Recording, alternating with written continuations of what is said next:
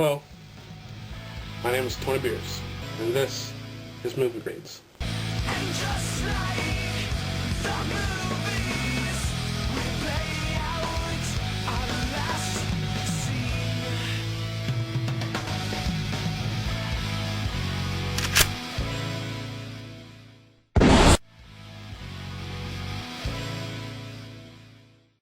Hello everybody, Tony Beers here again, and in this episode of Movie Grades, I'm going to be talking about Expendables 3. In the Expendables 3, Barney Ross fires his team because he fears that if they continue, they will all die. So he hires a new, younger team who he has no personal attachment to. It's up to Barney and his team to stop Stonebanks, a weapons dealer who has a mysterious past with Barney.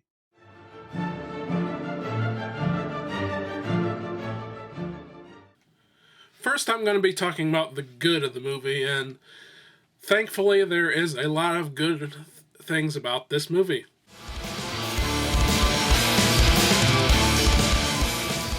This movie has a lot of action in it. It starts off with a bang. First scene is a prison break scene. In the middle, there's some action too. There's a scene where Expendables break into Stonebanks. They break into his building. That has a lot of action in it. And then the end of the movie is just spectacular with about at least 45 minutes of just non-stop action. You know, you got choppers, and you got tanks, and you got bikes, and you got explosions, and you got hand-to-hand combat. I mean, you got all the action you need in a movie. You get more action than in the average action movie, I would say.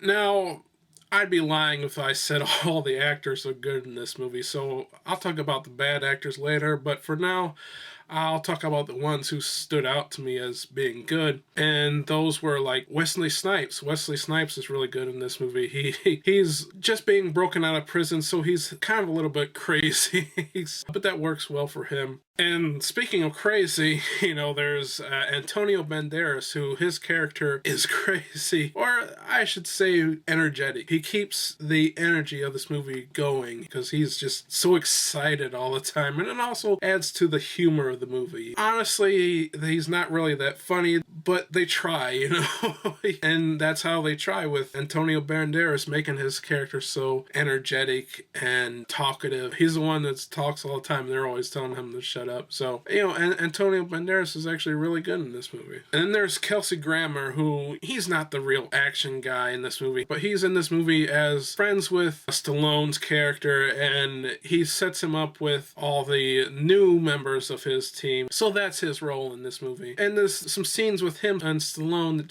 that work really well. I mean, they have a nice banter off of one another. Every scene he's in, he does a really good job. In my opinion, the best actor in this movie is Mel Gibson. You can really tell he's given it his all, and he really makes a great villain. Yeah, I think he's the best villain of all the Expendables villains, except for one thing, which I'll talk about later on. But Mel Gibson's acting is great in this movie.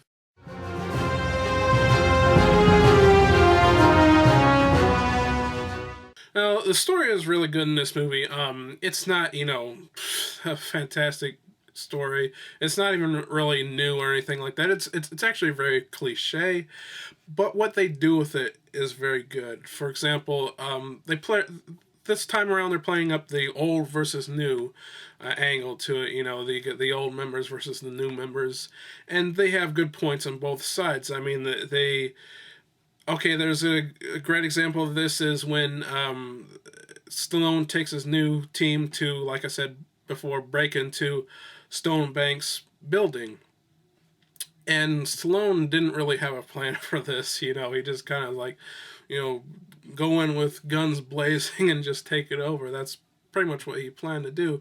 But since we got a new character in here, he knows a lot about computers and stuff, and he decides to have a plan of hacking into the building security systems and stuff like that. So, you know, so it shows that this movie shows that the older guys have their advantages and the younger guys have their advantages, and only by working together can they really solve the problems. They like to fight and say, one is better than the other, but it's really you got to take the best of both worlds here, and to defeat the villain. And that's what I really like about this. Another theme that's going on here is family. There's a nice scene with Stallone and Ronda Rousey, where he's basically telling her that this is not a job for somebody who wants to have a family. And she tells him, well, family is kind of what you make it. You may not be related to certain people, but sometimes a family could be just your friends, people that you get along with. It could even be your co-workers could be your family. And that's kind of the message that this movie is trying to say, is they're saying that, it doesn't matter if people are related to each other or not. It's the people you connect to who become your family. And as I said before, the jokes in this movie really aren't that funny, but you could tell they were at least trying, And the jokes that I thought was funnier than most were the inside jokes. In other words, there's a part where Stallone meets up with Harrison Ford, and Stallone says, I thought I was going to meet this guy named Church, and Church being Bruce Willis in the previous films. And of course, everybody knows that Bruce Willis was fired from this movie, and they brought in Harrison Ford. And so Harrison Ford's character then says, Church is out of the picture, meaning out of the movie. And I thought that was funny. There's another inside joke at the very beginning when they're busting out Wesley Snipes out of this prison. But the joke is, they ask him, what were you in prison for? And he says, tax evasion, which in real life is what Wesley Snipes was arrested for. So I thought that was very funny.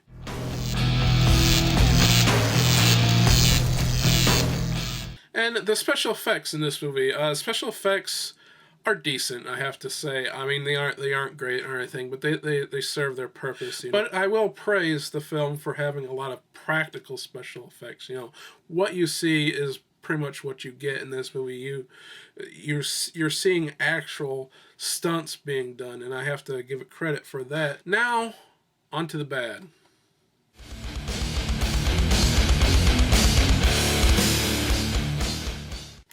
And as I said before, some of the actors are good in this movie, some of the actors are bad, and I have to go talk about the bad ones now. Ronda Rousey in this movie, she is a bad actress, I have to say. And it's kind of sad considering that she is the only woman in this movie, and she is my personal favorite of the new team. And it's not for her acting, it's because she is a woman, and it's nice to see a woman in this movie. And she is pretty sexy, especially at the very beginning. They show her in this nice slinky red dress, which she looks great in, by the way.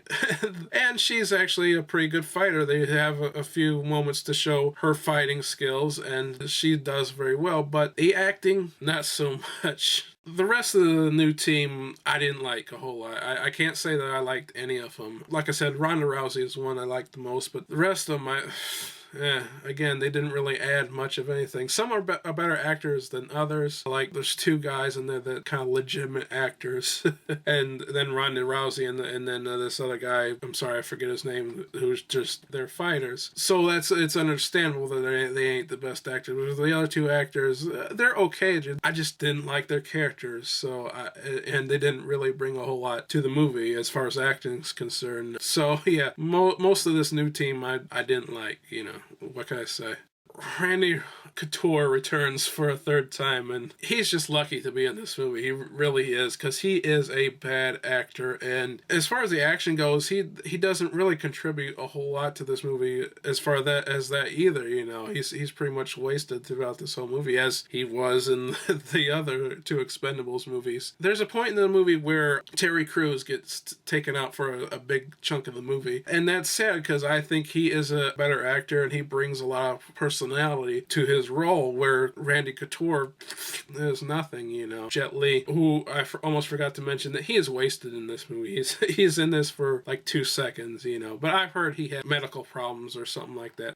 Okay, another thing I didn't like about this movie is the final fight between Stallone and the main villain, Mel Gibson.